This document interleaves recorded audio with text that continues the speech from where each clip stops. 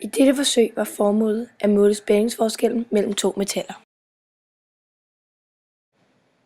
Materialer til forsøgsopstillingen: 1 voltmeter, 2 ledninger med næb, 1 kobberplade,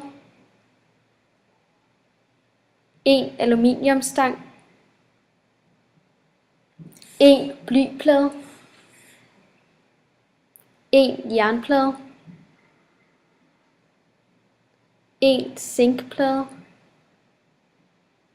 1 stykke magnesiumbånd, 1 teske køkkensalt, 150 ml vand, ståluld. Et elementglas fyldes med 150 ml vand. En teskefuld køkkensalt hældes i vandet. Der røres indtil salten opløses.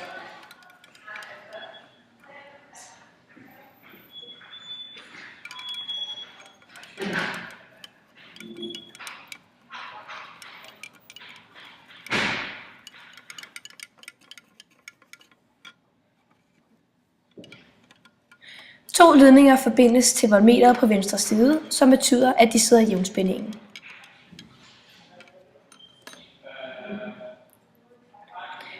I hver ende af ledningerne sættes der et krokodillenæb, som forbinder ledningerne til metallet.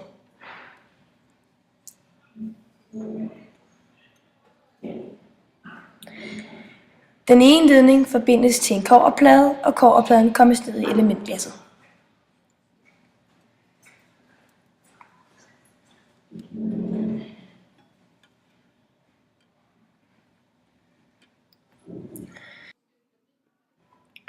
Den anden ledning forbindes med det første metal, en aluminiumsstang, og ved hjælp af voltmeteret findes spændingsforskellen mellem kobberpladen og aluminiumsstangen, som er 0,45.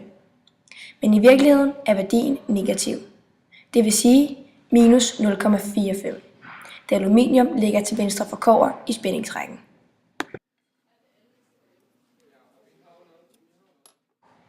Og det samme gøres med de andre metaller.